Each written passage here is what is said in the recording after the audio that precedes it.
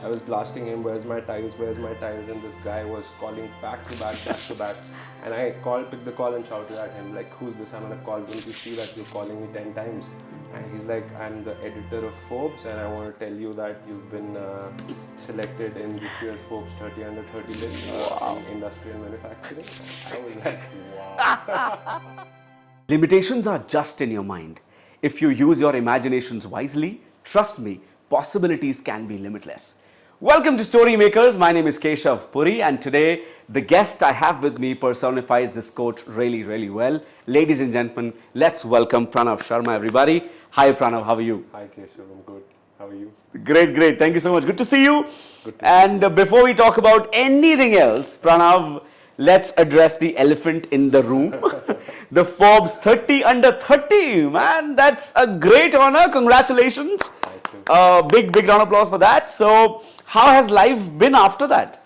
So honestly, Forbes 30 under 30 has been a very transformative and a humbling experience for me. Uh, Moreover, it has opened a lot of network and possibilities of collaboration with like-minded people, I feel. Over the last 2 years, I've seen a growing interest of my customers, my stakeholders, investors, vendors, who actually want to engage with my brand because of this recognition. Right. So yeah, that is one thing, and moreover, it has really helped my team. It motivated them. It validated our hard work because we have been into this business for 6-7 years now. So yeah, whenever you get recognized, validated for your hard work, yes, the team is more motivated. We want to strive for excellence in our project. So we are taking care of the finer aspects of this thing, getting into more detail, trying to get better with our work only, because I think in this particular field of sustainable development we don't have much competition. Right. So our true competition is us. So we are trying to be better with each day. More than a personal milestone also, it has been something which helped me get more network, motivated my team. So yeah, overall it has been a wonderful experience. Great. I must say the golden words coming out of your young personality is something which motivates a lot of us, I believe, because saying and believing whatever you've said means a lot. So tell me, how was the night before you received the award, or you probably thought of, okay, I might win, I might get. So Actually, how were the I days? didn't know with the Forbes thing you have to fill up a form. Correct. They declare the result after like 2-3 months or something. Is it? So one day I was on a phone call with my vendor. I was blasting him, where's my tiles, where's my tiles, and this guy was calling back to back. And I picked the call and shouted at him, like, who's this? I'm gonna call. Don't you see that you're calling me 10 times? And he's like, I'm the editor of Forbes, and I want to tell you that you've been selected in this year's Forbes 30 under 30 list in industrial manufacturing.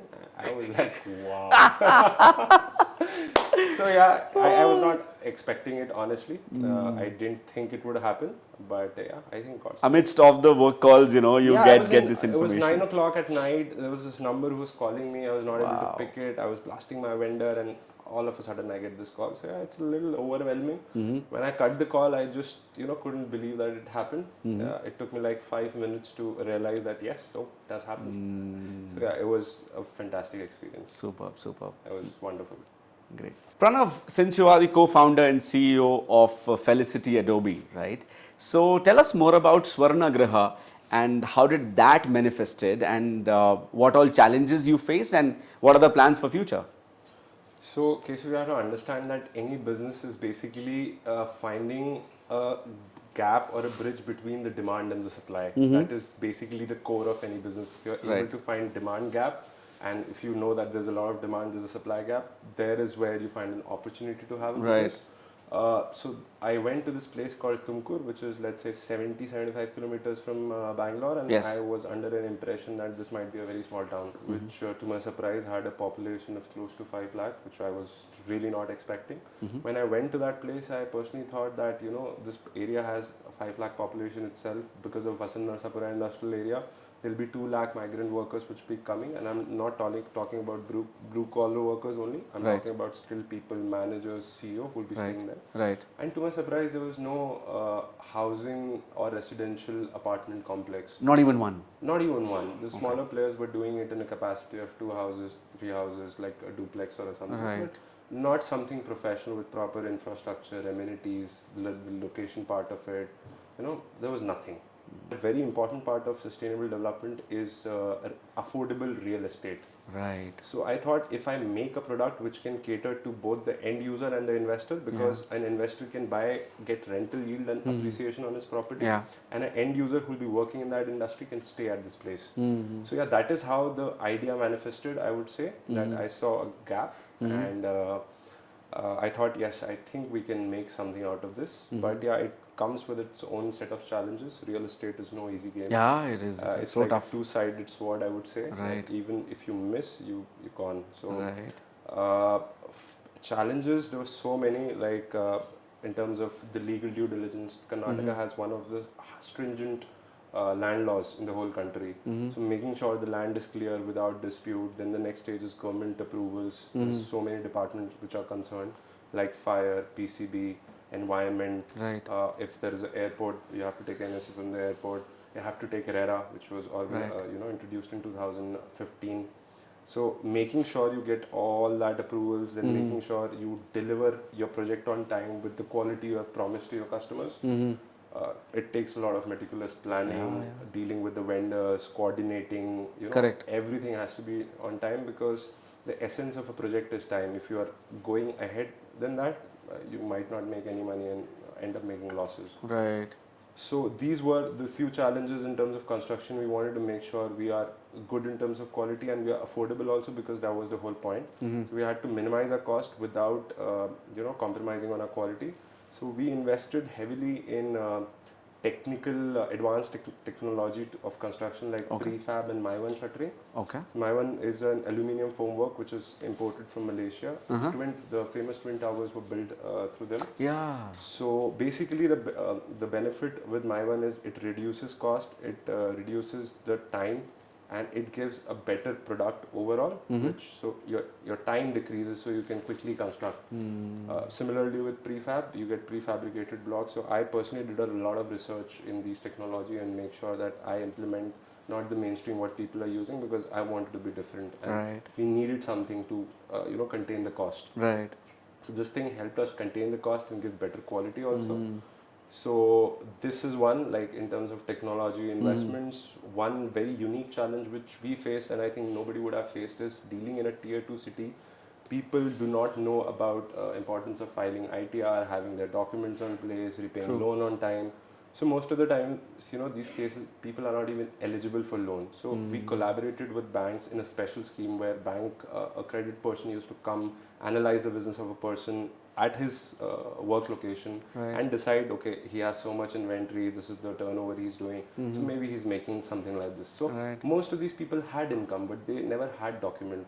So we not only had to invest in terms of educating them financially, that kindly file ITRs, if you're getting salaries, please take into your account, have pay slips, because they would be taking salaries in cash. Right. And no bank would be willing to fund that. True that. So other than just the mainstream issues of real estate, like approvals, construction, timelines, we had to manage financial literacy with these people also. Which is actually a part in terms of sustainable development, because the betterment of the community is something we are looking for. Right. So yeah, these were some of the challenges I feel which we faced. My God. We were amazing. I feel the team did an amazing job in terms of execution, coordination, and I think it worked. People who are associated with you, your family, friends, colleagues. People associated with me, I started with a very small team. So we were, I think, just a team of 10, 11 people, all like-minded, wanted to work with this thing. After, engineering, actually nobody expected me to do this because I was just a fresher out of college. I was 22. So that too in a foreign land, which maybe that time I couldn't even speak the language. Right. So it was a little hard. It was hard in terms of people accepting me because understand that in this industry, the average age of a person is 40, 45. Correct. Either it be maybe an executive to a senior guy. Correct. The average age is 40, 45. So, Correct. Imagine taking instruction from a 22-year-old. My God. They don't. So you have to, establish your authority with your work, not by how you speak or, how rude or arrogant you are. You have to show them that I'm better than you because I can work more than you, I can think better than you. My God. that thing, when they understand, they automatically start respecting you. So yeah, my friends were very happy, my family was very happy. I got a lot of support of my family as well. My parents, my brother, they supported me a lot. So overall, I think nobody expected other than my family, and my friends and family were just aesthetic. Engineers changing the game, one engineer being an anchor, one engineer being a We are realtor. versatile people. We are We versatile. can do everything. That's the thing with us. Once you pass those 4 years, you can do anything in life. I tell it to my friends, engineering, it's not about what you learn there, you learn about life. Exactly. आप जिंदगी सीखते हो जी, वहाँ पे. exactly, You learn exactly. life, how So to much live a so. life, how to have your ways with the most, less resources and still be happy. Correct. I think I learned that from engineering, and I'm very, very glad for that. So Pranav, I got to know that you've got a unique title called Sustainable Developer. Yeah. And how does that come into your scope of work, and how does that look like to you when you look at the bigger picture? So I have my keen interest in sustainable development. As I told you, I did a thesis on it. Sustainable development is a very big topic, but if I summarize it for you, we can say that a development which takes care of three important aspects, which are economic development, environmental aspects of it, Okay. and social inclusion. That is very, very important when it comes to. I am summarizing it as short as possible. Right. So, as you know, that I'm into a business of affordable real estate and helping solar EPC and IPP aggregate land, convert it, create the infra there. So, in terms of let's say a tier 2 city like Tumkur, development of these kind of projects adds to the overall economy, because, for example, if I'm taking my local material from there, my local team is from that particular place. Right. So it adds to the economic development of that particular area, because somebody has to start. Right. I personally feel after seeing me, bigger players in Bangalore or all across India would want to come and capture tier 2 and tier 3 cities, because I think there's a lot of potential in it.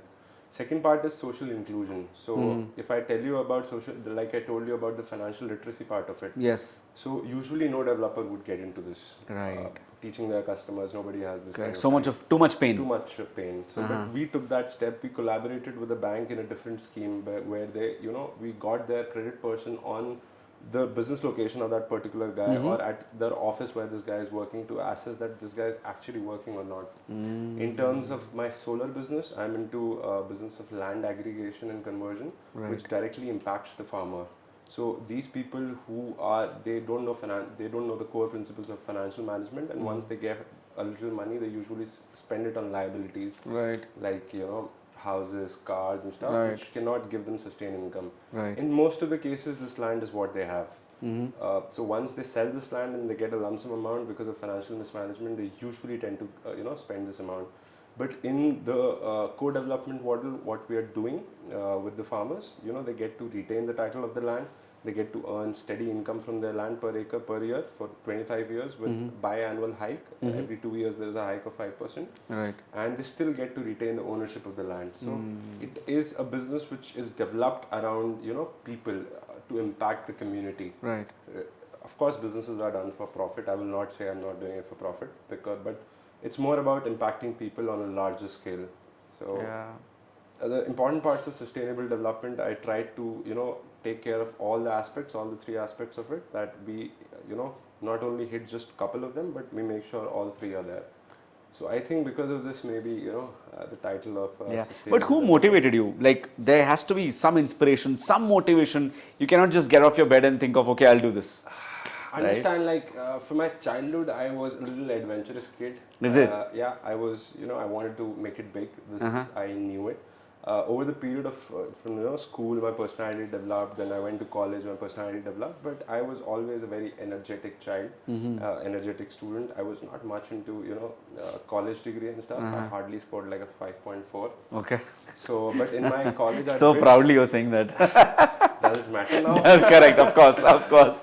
But in my college, they gave me the freedom of having, in our college of BITS Pilani, we have 0% attendance policy. So it is, I think, to make sure that students are able to give time to something they're really passionate about. And during my thesis, I read about Pradhan Mantri Awas Yojana, where the government was giving subsidies to people if they're buying the home for the first time. So it was like an added incentive given by the government. Right. And reading about sustainable development, visiting, noticing stuff, I think combination of everything, of a person who want to make it big and how to do it, do a business, what business, demand supply gap. So I think it's written. Everything just comes together. You're quite inclined towards the solar industry and the solar segment where the world is moving and growing right now. So how did that came into the picture? What was the inspiration behind that, and what all are your plans for in the solar segment? So in 2018, when I was in Bangalore, I was reading newspaper. I saw an article which said that by 2023, 83% of the power consumption in the state will be done by renewable power. Right. So I got to know for sure that government is heavily investing in solar. True. And with my real estate experience, since I was in cities like Tumkur and the smaller tier 2, 3 cities, I saw a lot of farmers there. I got to have an personal experience with farmers because some of them were my customers also. One thing I realized when I saw all of them is that they have unutilized land. In some cases, it's possible that they might not be able to do farming on that because let's say the logistic doesn't work, or it's a drought hit area, or they're completely relying on rain to get it to do farming. So some year, there's decent farming, some year there's none. Right. So there's no stable source, there's no long-term stability for these farmers, and there's just praying to God for income. Right. And on the other hand, we know that there's a push in terms of renewable power, and the government, will be a higher and a higher demand. Right. So if I thought I could collaborate the higher demand in renewable energy Yes. and incorporate the farmers too in that, because we have to understand that these plants are put on some land. Yeah. You cannot put it on a land and city because it's too expensive. So I thought if I could do something for a larger solar plant, collaborate the farmers and these solar EPC and IPP people, IPP players, I would be able to make something out of that. That time in 2018, government did a first project with NTPC in Pagoda, where they changed the norm that now the solar EPC and IPP people they don't have to buy the land. They can lease the land from the farmers for a period of 25 years, and they give per year returns or rent or lease to them. Right. You have to understand how this helps both of the parties. Is for the solar EPC, buying land is a very capital intensive Correct. activity. Yeah. And for farmers also, since they get lump sum amount, financial mismanagement, after a few years they have no source of income. Right. In this case, it helps the EPC player also and the farmer also. The farmer gets to retain the title of the land, Yes. get yearly income regardless of the fact that the land is drought hit or there's farming or not. The local economy grows because I'm talking about plants which are, let's say, 1000 megawatts, so it is spread across 4000 acres. In a 4000 acre patch, most probably there'll be 5000 families Yeah. or farmer families who will be able to get sustained income for 25 years. With every 2 years they're getting hikes. They still get to retain the title of the land. Yes. Because the life of a solar plant is not more than 25 years. The sustainability, the efficiency factor goes down. You have to change the machinery. So after 25 years, these guys have land, they have made income. They maybe have got jobs at the time the whole plant installation was done, because again, it's a very capital intensive process. A lot of investment is coming. True that. So I call this a co-development model, where the farmers and the bigger players are Correct. working hand in hand, and I'm a bridge where I'm getting them end-to-end solution, starting from doing the topographic study of the land, recommending the land to the company that this is the radiation there, this is how much you can electricity you can expect, making sure there's proper evacuation, coordinating with the farmers in terms of land aggregation, conversion, developing the solar part. We are not just into aggregation of land and stuff. We develop that infra for the whole plant in terms of boundary, roads, drains, inverter rooms, substations. Uh-huh. So we are into complete holistic development of that. So basically, I am a one-point contact for somebody, a bigger player who wants to install plant in Karnataka, because I'm taking care for everything from approvals till the time I'm doing construction. So yeah. Super, yeah. That sounds really good. So I would like to talk about your parent company, Felicity Adobe. So what are the key milestones of your company, Felicity Adobe, and what are the future goals you've set for the same? Milestones, honestly, I'm happy with the fact that I was able to create a business. Right. Starting with a very small team, to today we are a team of close to 100 people. Wow. So we started with hardly 11, 12 people, and today we are a team of 100. So, 10 times approximately. The accomplishment of establishing a business, getting over the challenges, initial issues, because first 2-3 years are very, very hard in the business. Right. Like I personally feel if you survive that 1,000 days and you're still profitable, I think you'll sail through. So yeah, the happiness, I think one of the most important achievement is making a business, making a brand, making a wonderful team. So I think that is my first achievement, which I have gained. Of course. In terms of my affordable housing projects, we have got a RERA approval of close to 2,800 houses in 6 different projects in the last 6 years. Out of these 2,800 houses, I have been successfully able to deliver 1,800 houses in the last 6 years. Okay. So if you calculate the average, close to I've delivered, not sold, not constructing. I have delivered a house consistently every day for the last 6 years. Wow. Because I think in 6 years they're close to 2,000 days. Right. 2,100. Amazing, yeah. So that has been, an amazing achievement. I feel we created not just affordable infra, but quality affordable infra. I call it affordable luxury. This is what I call it. Right. So these places are true homes to people in terms of their location, proximity to schools or other industrial areas or places for job opportunities. So not just houses, we have made like beautiful, affordable, quality infrastructure overall, and we've been able to successfully deliver. Our customer base is close to 3,000 people now who we have sold our apartments to. 1,800 people are 1,800 families call the place I've constructed home. So which is again I think a very fulfilling feeling. In terms of my solar business, in the last 6 years, we have worked with close to 16 different EPC and IPP companies. Okay. We worked with names like Ayana Power, Tata Power, Ircon, Indian Railways Construction Company.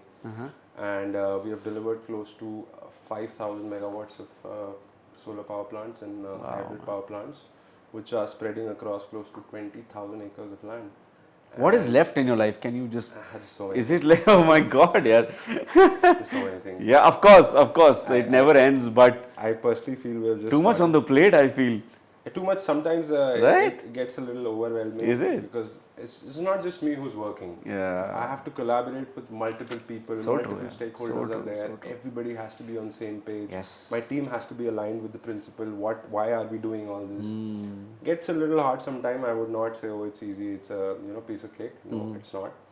But yeah, this has been these two things in terms of solar and affordable, setting up a business, and the scale at which we have done things, I think have been very important milestones for myself, professional milestones. So thank you so much for stating all of that. Since this show's name is Story Makers, so our audiences come here for some inspirational stories. So this was yet another inspirational story that you shared with us. Now people are watching you for, say, this camera. So though this question does not exactly land to you since you're very young, but I always ask my guests this whenever I end the show, that if you have to give some like 2 or 3 advices to your younger self, like when you just started off, right? Somebody who's watching on the phone or probably on television, and he's just thinking or she's just thinking, okay, I'll just pull it off, I'll just start. So any 2-3 advices or probably one advice that you want to give to that person? Firstly, I want to tell myself, believe in yourself. You might doubt it that it might happen or not, but trust me, if you're persistent, if you're resilient, it will definitely happen. Work more on your knowledge, read more, understand more, meet new people, do more networking, I would say. Understand your clientele. If you're trying to do a business, make sure you understand the need of your client. You have to make sure you're able to cater to the exact solution. What the problem is, you have to cater to the solution. Be compassionate and kind. This is first and foremost, because I see a lot of people lacking that these days. It's very important to be compassionate, have a wonderful team, nurture your team, because it's your biggest asset, believe me or not. You cannot do many things alone. So focus on your team, make good relation with people, have good rapport with your customers, make a wonderful network, and just keep on doing what you're doing, and you'll get there soon. Super, yeah. The golden words. Thank you so much for all the effort that you put in and taking out time, and doing this episode and this show with us. Thank you so much, and I wish you all the best for the coming future. So, ladies and gentlemen, very good information that you got in the last couple of minutes. I would rather end here by saying that stop thinking and start doing. Okay. things are never just right. Trust me. You go ahead, you start doing, and things will fall in place. Thank you so much for watching. This is Keshav Puri signing off. Story Makers is the show's name. Stay tuned for more such episodes very soon.